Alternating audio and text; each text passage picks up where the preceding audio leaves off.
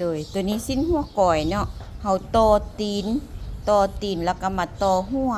แล้วก็ตัดหัวมันอันนี้4 นิ้วครึ่งเนาะตัดหัวมันแล้วก็มาคีดไว้ครึ่งนิ้วเพื่อเฮาสิมาหยิบตัวนี้ครึ่งนิ้วเนาะเพิ่นหยิบออกมาละอันนี้เมนโตเนาะคันว่าเราไปคั่วให้เอาลูกตัวนี้ขึ้นมาถึงเนาะเฮาสิบ่ทบครึ่งหยิบคันทบครึ่งหยิบแล้วแม่นสิ้นลูกเดียวเนาะแล้วเราก็สิเอาตัวนี้ขึ้นมาถึงถ้าปลายซ้ายแม่นเอาตัวนี้ลงแม่แก้วเคยเว้าหลายเทื่อแล้วเนาะแล้วเฮาแทกตัวนี้9 นิ้วครึ่งแล้วเฮาจังมาแทกตัวถึงเนาะบัดนี้นะเฮาสิจังมาแทกตัวถึงเนาะแทกตีนแล้วเฮาจังมาแทกหัวตัวนี้เฮาก็เอาลงครึ่งนิ้วคือเก่าแล้วก็มาแทกนี่9 นิ้วครึ่งเนาะเพราะว่าเฮาแทกตีนก่อนเพราะว่าลูกมันจังสิได้อยู่ทางข้างแล้วก็สิคีดนี่ลงเนาะโดยเนาะแอวเพิ่นสิได้อยู่ประมาณ7 นิ้วครึ่งเนาะเฮาก็มาแทกนี่7 นิ้วครึ่ง7 นิ้วครึ่งมันสิอยู่บนนี้หลังจากที่ว่าเฮาแทกตัวนี้แล้วเฮามาแบ่งเนาะแบ่งเกล็ดกุนตัวนี้เป็นแบ่งเกล็ดกุน7 นิ้วครึ่งนี่เฮาสิบ่แบ่งครึ่งเฮาสิมาแบ่งเอาตัวนี้ประมาณ3 นิ้วกับ1 กระเบียดเนาะ3 นิ้ว1 กระเบียดหลังจากแบ่งตัวนี้แล้วเฮาจังมาแทกตัวนี้มา5นี่แทกตัวนี้มา5นี่ตัวนี้มา5นี่มันสิได้2 นิ้วกับ1 ขีดเนาะเฮาสิเอาออกมาใส่นี่นิ้ว1เนาะโดยเอามาใส่ตัวนี้เห็ดเกล็ดกุนเนาะเห็ดเกล็ดทางกุนนี่มาใส่นี่แล้วเฮาก็มาแบ่งครึ่งแล้วตัวนี้เฮา38เนาะสิเอาอยู่ประมาณ6 นิ้วครึ่งเด้อ6 นิ้วครึ่งหรือว่า7 นิ้วก็ได้เนาะเอา7 นิ้วซะ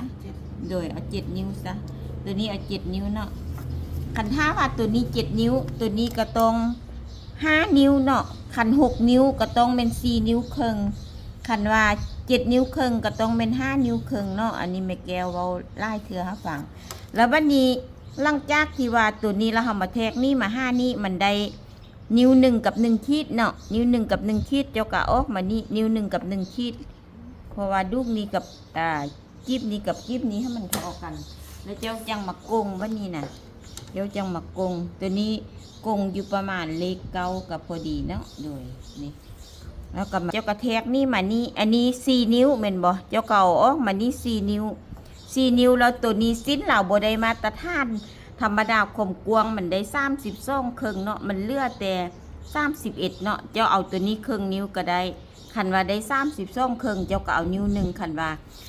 ได้31เจ้าเอาตัวนี้นิ้ว1เนาะแล้วก็เอาลง5เป็นอันแล้วเนาะเข้าใจบ่ลูกบ่เข้าใจอันนี้หลังจากหยิบเกล็ดแล้วเนาะตัวนี้ลูกหยิบให้แม่เด้อพับตัวนี้เนาะพับแต่ลูกใหญ่นี่พับจ่วยๆแล้วก็หยิบหลังจากหยิบเกล็ดแล้วก็โตกลางเนาะสิ้นส่งลูกตัวนี้นะโดยหยิบหัวโตหัวก้อยตีนก็หยิบแล้วก็หยิบเกล็ดแล้วก็มาโตครึ่งกลางเนาะโตครึ่งกลางต้องโตตีนขึ้นทุกครั้งเนาะโดยแต่ละครั้งเนาะหัวสิ้นนี้มันจังโบเวอร์มันจังโบบานเนาะเจ้าก็มาแทกแต่ส้นเอวฟากนี้มา5ฟากนี้อันนี้เอวเราได้30ก็พอดีเป๊ะเลยเนาะ15โดยบางคนถ้าไม่แก้วว่าเป็นหยังหัวจังเวอร์ย้อนเจ้าบ่แทกคืนเนาะมันก็เวอร์โอเคบัดนี้เฮาสิมากวักหัวเลยเนาะทุบลูกโดยบัดนี้เฮามาจับลูกแต่ละลูกเนาะให้มันเข้าหากัน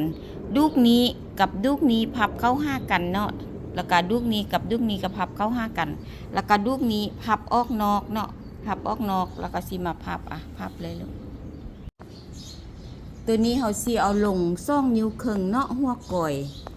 อยธรรมดาตัวนี้แล้วก็กงมาเลยลูกตัวนี้เอาครึ่งนิ้วตัวนี้ละนิ้ว1โดยอันนี้มันคีดแล้วตัดออกเนาะให้มันเลือกครึ่งนิ้วซ้ำเมื่อแล้วเขาก็จังมาหยิบหัวใส่กับพื้นสิ้นเนาะเพราะว่าเส้นทางลุมกับเส้นทางถึงนี้ให้มันซื้อกันเนาะแล้วก็หยิบไปเลยโดยโอเคโดย